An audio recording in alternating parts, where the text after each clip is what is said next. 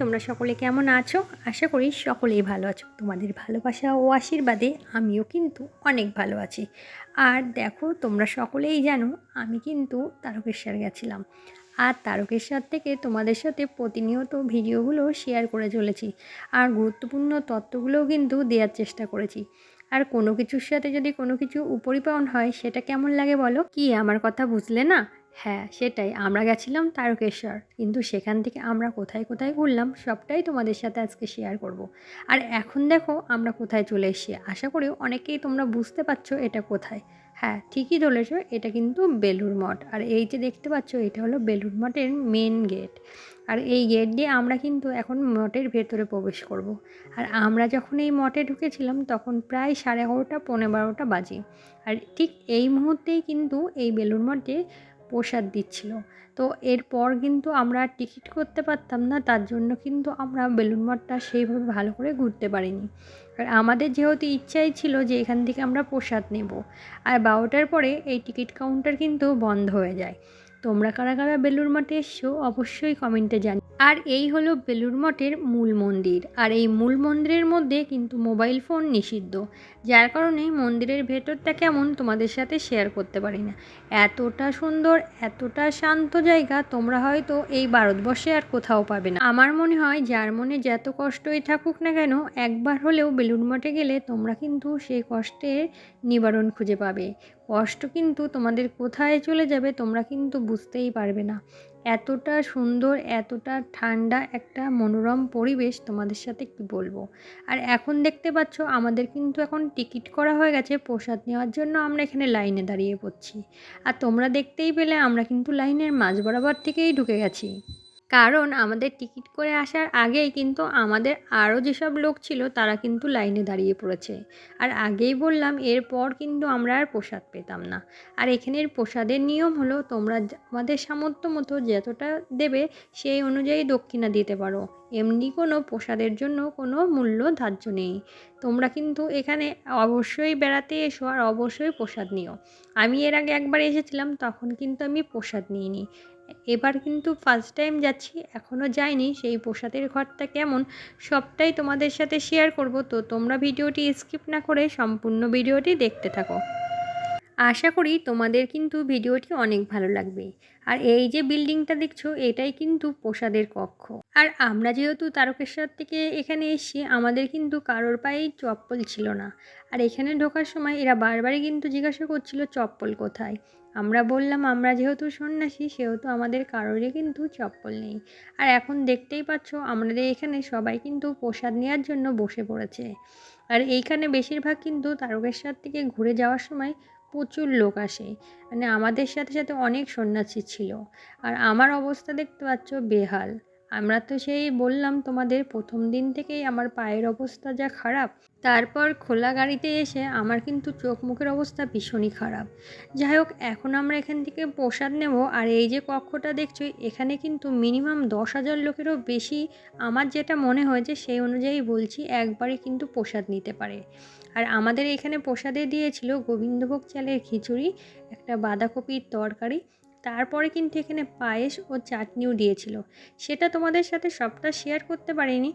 আর এখন দেখো আমাদের কিন্তু এখান থেকে প্রসাদ গ্রহণ হয়ে গেছে। আমরা ভেবেছিলাম প্রসাদ গ্রহণ করার পর আমরা বেলুড় মঠটা আরও ভালো করে ঘুরে দেখব, কিন্তু সেটা আর সম্ভব হয়নি। কারণ তুমি একবার প্রসাদ গ্রহণ করলে তোমাকে বাইরের যে গেট সেই গেট দিয়েই বাইরে যেতে হবে, তোমাকে আর ভেতরের দিকে প্রবেশ করতে দেওয়া হবে না। এটা কিন্তু আমরা এর আগে জানতাম না। তো যাই হোক, আমাদের কিন্তু বেলুড় মঠে আর গঙ্গার পাড়টায় যাওয়া হয়নি, এটা আমাদের না জানার কারণে। আর এখন আমরা দেখো বেলুড় মঠের ঠিক সামনে আছি। আর এখানে দেখো আমাদের যে গাড়ি সেটাও কিন্তু দাঁড়িয়ে আছে। আর এখন কিন্তু আমরা বেলুড় মঠ থেকে রওনা দিয়ে দিয়েছি। এখন যাব কোথায়? আশা করি তোমরা গেস করতে পারছো। ঠিকই ধরেছো, এখন যাব দক্ষিণেশ্বর। আর এখানে এসে মায়ের বাড়ি যাব না সেটা কি করে হয় বলো। আর এখন চলে এসেছি দক্ষিণেশ্বর। আর দক্ষিণেশ্বর যখন এসেছিলাম তখন কিন্তু একদম 1টা বাজে দুপুর। আর বুঝতেই পারছো কী পরিমাণে গরম। আর আমার যে পায়ের অবস্থা ছিল, আমি তো একদমই হাঁটতে পারছিলাম না। তো যাই হোক, আমি কিন্তু মাঝ রাস্তা থেকে একটা অ্যাঙ্কার কিনে নিয়েছিলাম। যাই হোক, ওইভাবেই কিন্তু পুরো বলতে পারো যে এই জার্নিটা কমপ্লিট করেছি আমি। তো আমরা এখন চলে এসেছি দেখো দক্ষিণেশ্বরের মায়ের মন্দিরে। আর কি পরিমাণে দুপুরবেলাতেও ভিড় দেখতে পাচ্ছ। আর আমরা যেহেতু দুপুরবেলাতে এসেছিলাম সেহেতু কিন্তু আমরা পুজো দেওয়ার সৌভাগ্য অর্জন করতে পারিনি। এটা কিন্তু সত্যি কথা ভীষণ একটা দুঃখের কথা বলতে পারো, যে মায়ের মন্দিরে এসেছি মাকে তো দর্শন করতেও পারিনি, আর পুরো মেন গেটটা বন্ধ ছিল।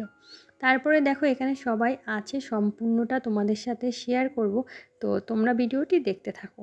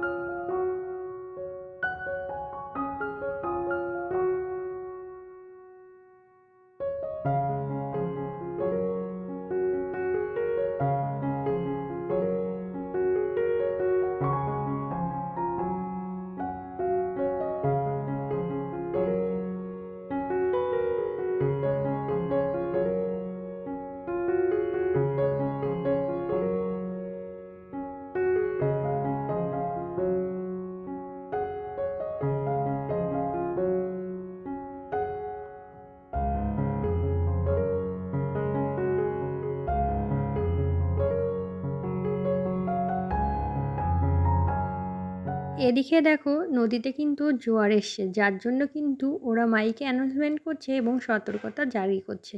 আমরা দেখতে দেখতেই কিন্তু গঙ্গার জল পুরো ফুলে ফেঁপে উঠলো, আর সমস্ত লোকজন দেখো সবাই উপরে উঠে অপেক্ষা করছে কখন জলটা একটু ঠান্ডা হবে তারপর স্নান করবে। আর জল কিন্তু এখন হু হু করে বলতে পারো স্রোত চলছে। আর এদিকে দেখো দক্ষিণেশ্বরের যে মন্দিরের সমস্ত শিব মন্দিরগুলো কি দারুণ লাগছে।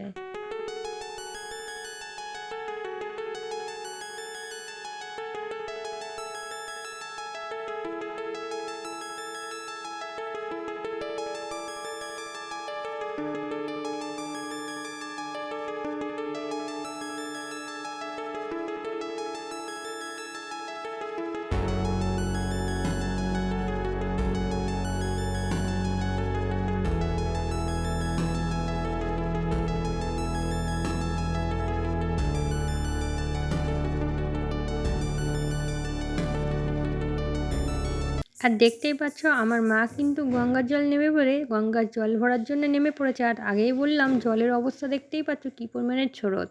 আর সবাই কিন্তু এখন গঙ্গার জল ভরার জন্য একদম নিচে নেমে গেছে।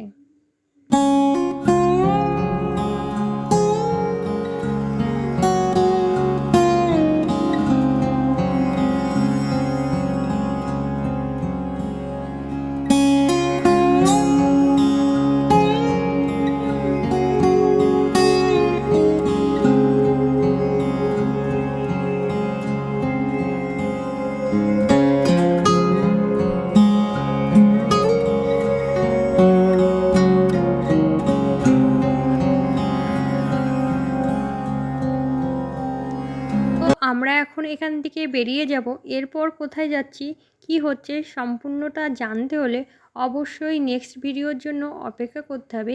নেক্সট দিন আমরা কিন্তু আরও এক জায়গায় বেড়াতে গেছিলাম, সেটা কোথায় সেখানে সমস্ত জিনিসের তথ্যগুলো তোমাদের সামনে তুলে ধরবো।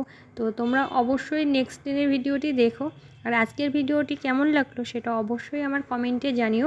ভিডিওটি ভালো লাগলে অবশ্যই আমার এই চ্যানেলটি সাবস্ক্রাইব করে আমার পাশে থেকেও এমন নিত্য নতুন ভিডিও দেখার জন্য।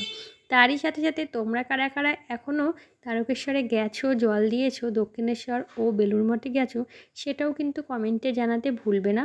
সকলে ভালো থাকবে, সুস্থ থাকবে, হাসি খুশি থাকবে। টাটা।